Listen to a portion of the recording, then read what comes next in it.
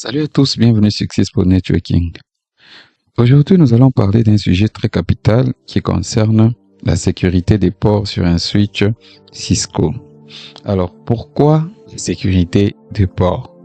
La sécurité des ports sur un switch est essentielle pour protéger les réseaux contre les menaces comme les accès non autorisés et les attaques de type Man in the Middle. La fonctionnalité que nous allons utiliser aujourd'hui, c'est le port security. C'est ce qu'on appelle ça, port security. C'est quoi port security? C'est une fonctionnalité permettant de contrôler quels appareils peuvent se connecter à un port spécifique dans Switch.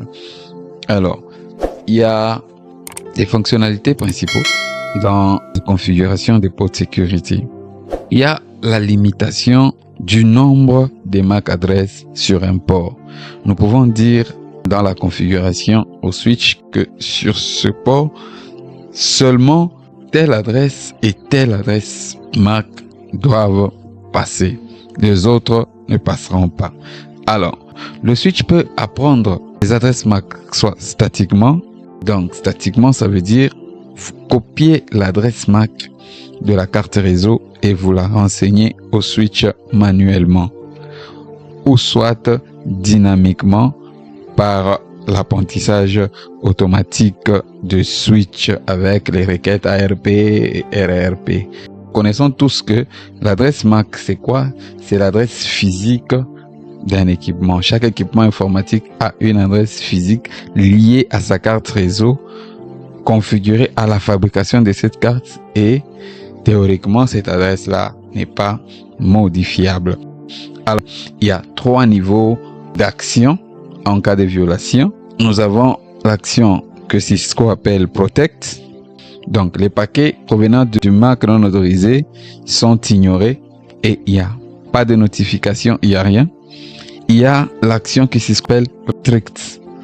Les paquets provenant de l'adresse MAC non autorisée s'ignorent, mais il y a quand même une notification dans le log ou le SNMP de notre switch. L'autre action, c'est ce qu'on appelle ça Shutdown. Donc, quand une adresse MAC non autorisée se connecte, le port est directement désactivé. Il entre directement en état error disable. Sans tarder, nous allons lancer le paquet tracer comme toujours. Alors, dans la vidéo d'aujourd'hui, nous allons réutiliser le switch que nous utilisons toujours, le switch que nous avons configuré dans la première vidéo, la vidéo intitulée configuration des bases sur un switch Cisco. Si vous n'avez pas encore vu cette vidéo, please, le lien est juste là en description. Allez voir cette vidéo. Alors, Basic Configuration, c'est là. Je vais ouvrir ça.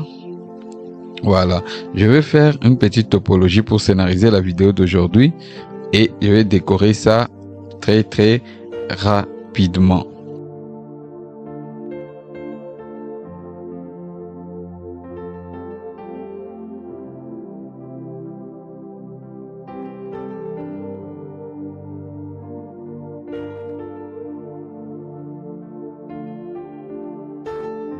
Alors, on a dit qu'il y a 3 actions en cas de violation. On va se baser sur ça.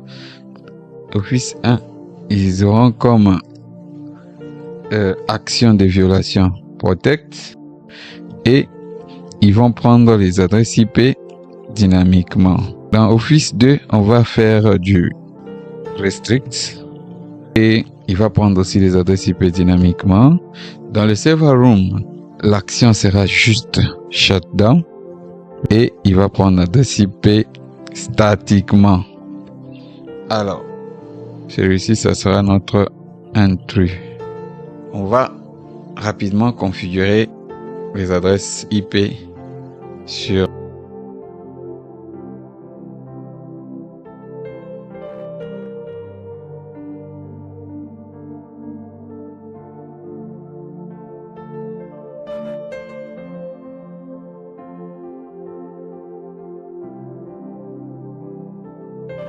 ici. Qu'est-ce qu'on va faire? On va rentrer sur le switch et si nous allons dans desktop terminal, vu qu'on est en console, voilà, ce switch ici, on le connaît. Le mot de passe de la console, c'est console 1, 2, 3. Voilà. Enable. Ici, c'est Xsys 1, 2, 3. Voilà. On est dans notre switch. On va directement attaquer avec la configuration des ports security. Alors, on va aller dans Conft sans plus tarder. Ici, vous devez maintenant bien suivre la configuration que nous allons faire. Voilà. Ici, qu'est-ce qu'on va dire? On va dire les deux ports ici auront la même configuration, les deux auront la même configuration et les deux auront la même configuration. Alors ici, pour sélectionner les deux ports en même temps, je vais dire int range, interface range FA0/1 to 2. Dire switch port, mode access. Et puis je dis switch port security. Là, on a activé la fonction port security. Alors maintenant, là, on va la configurer maintenant selon ce qu'on se dit. On va dire switch port security. Comment il va apprendre les adresses MAC? On va dire MAC address sticky pour dire dynamiquement. Et puis on va valider ça. Et puis on va dire switch port security maximum des adresses MAC. On va dire une seule adresse va passer. Et puis switch port security violation. En cas de violation, qu'est-ce que le switch fait? Regardez, c'est que c'est ce qu'on nous propose en faisant point d'interrogation là-bas. Nous avons protect que nous avons utilisé dans Office 1. Nous avons restrict que nous avons utilisé dans Office 2 et shutdown que nous allons utiliser dans Office 3. C'est ça que Cisco nous propose. Voilà. Ici, donc, nous allons dire exit, on va dire int range. Cette fois-ci, c'est FA0/3 to 4. C'est ça. On va dire switch port, mode access, d'abord. Et puis, on va activer port security, switch port security. Et puis, on va dire switch port security, MAC address. C'est dynamique, on va dire sticky. Et puis on va dire switch port security maximum 1. Et puis switch port security violation. Ici, qu'est-ce qu'on a dit? Restrict. On va juste dire restrict. Et on fait exit. On va aller sur nos ports gig. Alors on va dire int gigabit 0/1. Dire switch port mode access. On va dire switch port security. Switch port security MAC address. Alors, on va rentrer sur notre machine ici. On va aller chercher son adresse MAC en tapant la commande ipconfig/all. Voilà. L'adresse MAC, c'est l'adresse physique de la carte réseau. C'est celle-là qu'on va copier et on va rentrer dans notre configuration. Ici, on va juste paste.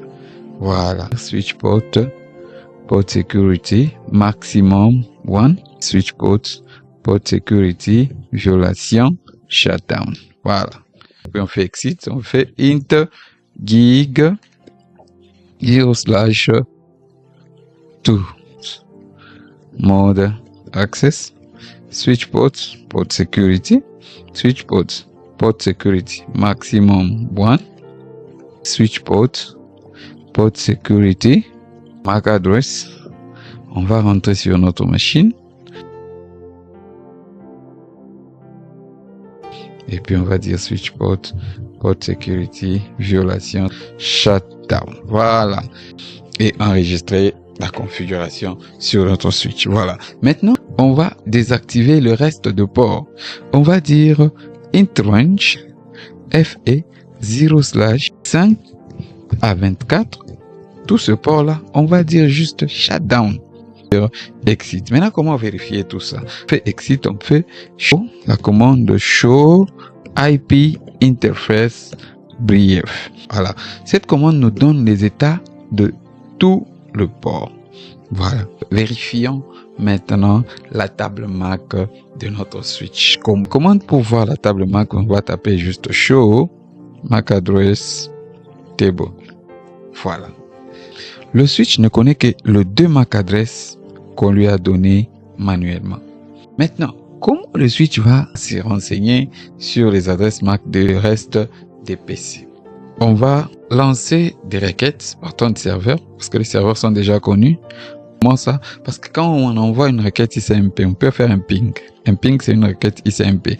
Le ICMP va arriver sur le switch. Le ping va de ce serveur-là vers le switch. Le switch, qu'est-ce qu'il va faire? Il va faire une requête ARP sur tout le port. À qui appartient cette adresse IP? Et celui-là va lui renvoyer une réponse en lui disant cette adresse IP m'appartient. Et alors le switch va lier l'adresse IP au MAC et il va renseigner au port 1, il y a cette adresse MAC. Le switch ne travaille qu'avec les adresses MAC. Alors, lançons des requêtes ICMP pour que le switch en profite pour faire du sticky et renseigner sa table MAC avec les adresses MAC qu'il doit autoriser. Voilà, ce serveur-là va pinguer toutes les machines. Je voulais qu'on laisse la table MAC on top. Comme ça, on va voir chaque fois qu'on fait un ping, un ICMP. On pouvait même mettre un sniff quelque part. Attendez, on ajoute un sniff. Et puis, on voit ce que le sniff va faire. Voilà, je prends un sniff. Je mets là. Port 5 a été désactivé. Et puis, je vais aller dans conft et puis je vais dire int fa 0/5. Je vais dire no shutdown. Voilà. Je l'ai réactivé. Do write. Voilà. On va configurer les sniffs. Que les sniffs commencent à copier le trafic allant vers le gigabit 0/1 sur son port FA 0/5. On va taper la commande monitor session 1 source. La source, ça sera ce port ici, gint gig 0/1. Et puis on va taper monitor session 1 toujours, destination int FA 0/5. Voilà. Do write. On ouvre les sniffs. On va les configurer rapidement. ICMP et ARP. Voilà. Les sniffs, je le mets là et table MAC est là. Voilà. On va pinguer à partir de ce serveur ici. On va pinguer les autres machines. Voilà. On va dire ping 192.168.10.10. C'est PC0. Voilà. Voilà. Vous voyez? Vous voyez? Le switch fait du ARP. Le switch fait du ARP. Ici, regardez bien sur le sniff. Le switch fait d'abord du ARP et il va commencer à répondre maintenant à son destinataire. Voilà. Alors, qu'est-ce qui se passe? Ce ARP, analysons un peu le paquet en passant. Ce ARP ici, vous voyez la source? C'est 10.2. Sa destination, ça devait être du FF. Pourquoi? Parce qu'il ne connaît pas encore. Et le target MAC, c'est 00. Et le target IP, c'est ça. Mais la destination, c'est quoi? C'est du FF. Donc, le switch a pris le paquet venant de celui-là. Il l'a broadcast partout pour demander à qui appartenait cette adresse IP ici. Regardez maintenant ici. Maintenant, regardez le ICMP maintenant. On va analyser juste un peu. Le ICMP, regardez. La source de ce premier ICMP, c'est quoi? Point 2, ce serveur ici. Destination, point 10. Après que le switch termine son apprentissage ici, ce ARP ici, c'était un broadcast. Ça, c'était vers le switch, un broadcast, et puis la réponse de l'autre. OK? Ici, maintenant, on a un IP source qui est le serveur. Ça, c'est la requête ICMP qui est partie du serveur vers le 10. Le switch sait maintenant que le 10 est sur tel port. Et regardez, le deuxième ICMP, c'est quoi? La source devient la machine qui répond au destinateur qui est le serveur. Voilà, ça c'était rapidement une analyse des paquets avec notre sniff. Pratiquement, on utilise Wireshark qui nous aide beaucoup. C'est un logiciel gratuit qui analyse tous les paquets sur les réseaux. Voilà. Je vais fermer les sniffs. Peut-être si vous voulez une vidéo sur les sniffs analysant trop de paquets, faites-le moi savoir par vos commentaires et on va voir ce qu'on peut faire. Regardez ce que devient la table MAC. La table MAC a renseigné une nouvelle adresse MAC. Au port FA 0/1, l'adresse 10 qu'on vient de pinguer. Et c'est comme ça que le switch va renseigner toute sa table avec ça. Je laisse ça en top. On continue avec les pings sur notre serveur ici. On va pinguer le 11. Ça passe, ça fait tout ce qu'on a vu là. Et regardez, la table MAC vient d'être, le MAC adresse vient d'être renseigné. On va pinguer le 12.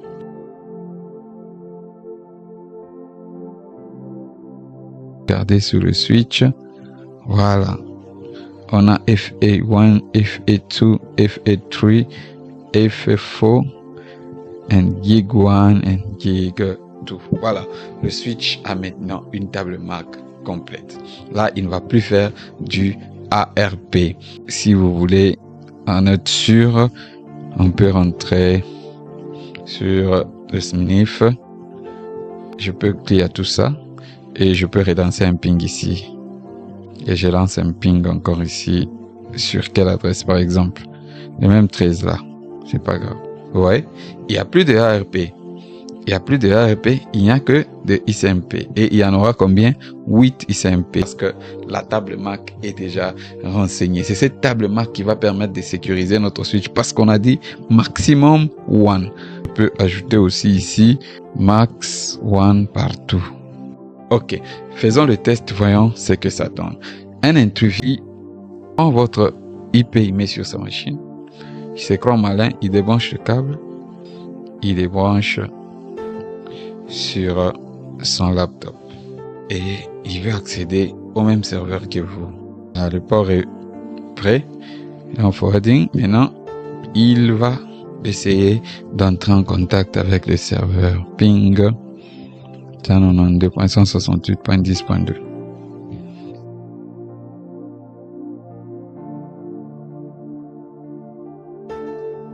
Regardez ce que ça donne. Avec Protect, les ports s'allument normalement, mais jamais il entre en contact avec les serveurs. Et ces paquets ICMP sont juste ignorés à partir du switch. On peut refaire ces pings, ça ne passera jamais. Il n'entrera jamais en contact avec le serveur parce que le switch est sécurisé. Voilà l'importance de port security sur le switch. Voilà, ça ne passe pas. Vous reprenez le câble. Rebranchez là. Je crois que PC0 était en train de pinguer les serveurs.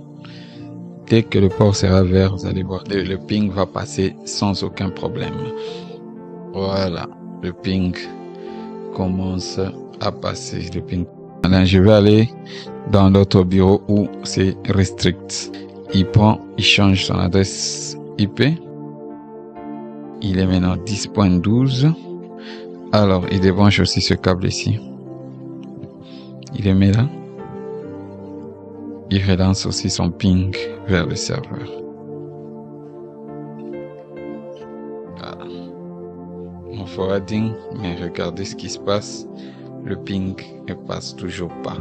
Mais là, restrict, il y a quand même des notifications. Si vous allez dans le log du switch, vous allez voir que il y a violation au port FA 0/3. Voilà. Et si on le remet sur l'autre, regardez, dès que le port passe en forwarding, directement, le ping va passer. Regardez ici, en attendant, il prend l'adresse IP de l'autre serveur qui est 3. Regardons ici si le ping passe. Voilà. Le port est en forwarding et son ping continue à passer. Testons maintenant sur l'autre. Alors ici, il a déjà pris l'adresse IP 10.3.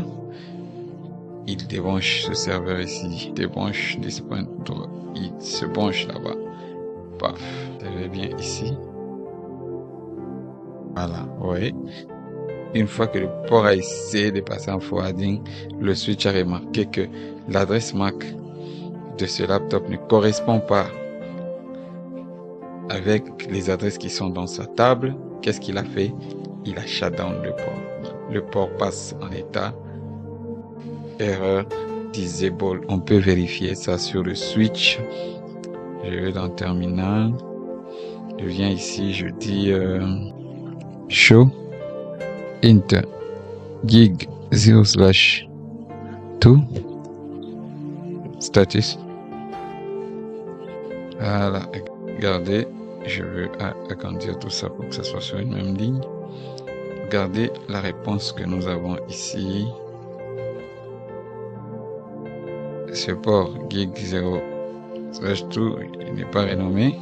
Regardez son statut, il est error disabled. Voilà, si on prend ça, on débranche ce câble, on le remet à son serveur. Voilà, regardez ce que fait le port. Oui, toujours disable. C'est ça le comportement du shutdown. Tant qu'il y a eu violation sur des ports comme ça, surtout dans des salles serveurs, vaut mieux que le port reste. Regardez ici, il est toujours dans le même état. Erreur disable. Alors, qu'est-ce qu'il faut faire pour réutiliser ce port? Cette fois-là, vous avez eu l'alerte. Vous venez, vous faites enable et vous faites conft et vous faites int gig 0/2 et puis vous faites shutdown et puis int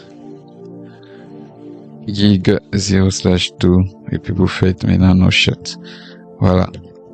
Et puis je vais faire show interface gig 0/2 status. Et regardez, il est passé de error disable en quoi à connected. Je vais pinguer aussi les deux. Voilà.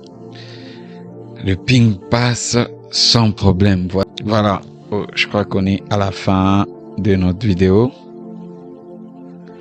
Vous savez maintenant comment configurer port security sur votre switch. C'est très important de sécuriser les ports. Alors, si vous avez des questions, n'hésitez pas de me les laisser en commentaire. Je me ferai un plaisir de vous répondre. Sinon, si la vidéo vous a plu, n'oubliez pas de lâcher un pouce bleu, de vous abonner sur la chaîne et d'activer la cloche des notifications pour ne rien manquer sur les prochaines vidéos. Alors, à bientôt et bonne configuration chez vous.